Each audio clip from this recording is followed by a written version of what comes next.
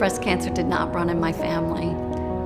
No, there was no family history. No family history. I checked, I looked, I asked. There was no family history.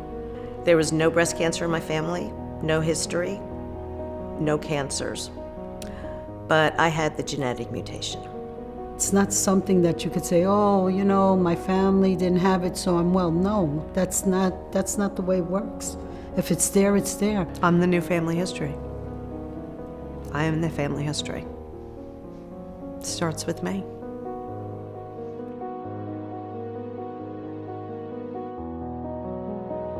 I'm Alyssa, I'm 24 years old, and I have stage 2 breast cancer.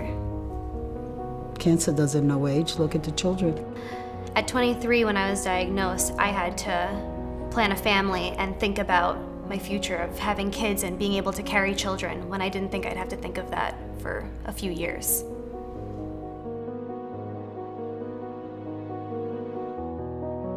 I live with the fear of a recurrence. I think any cancer survivor does feel that way deep inside. I always worry that it will come back one day, and even when I was told I was cancer-free, it didn't feel all that reassuring. I'm not sure that the fear of recurrence ever goes away, in part because recurrence can happen at any time.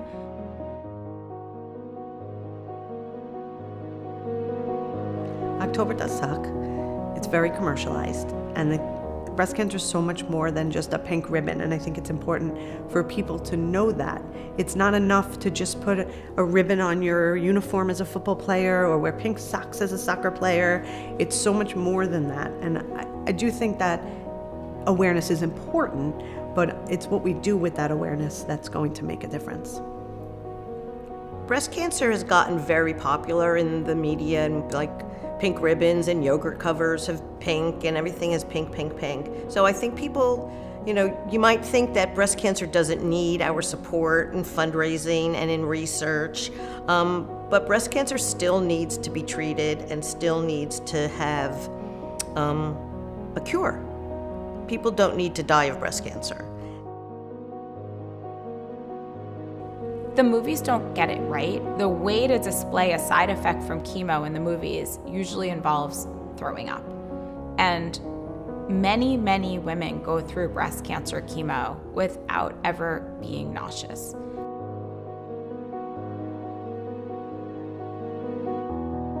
I was one of the few that found my own tumor, and it already had grown to the size of 5 centimeters.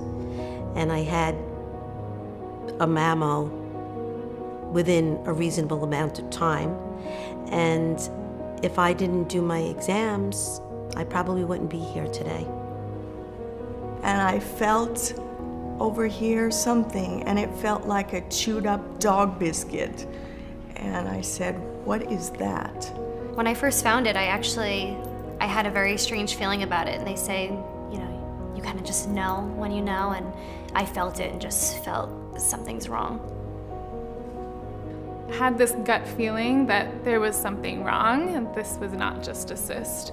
I remember even on vacation, I was sitting in a hotel room by myself and out loud said, I have cancer.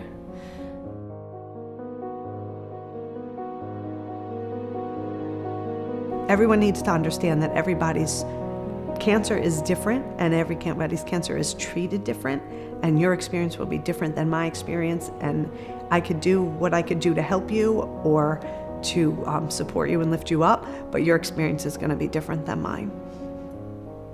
Don't fight what's happening to you.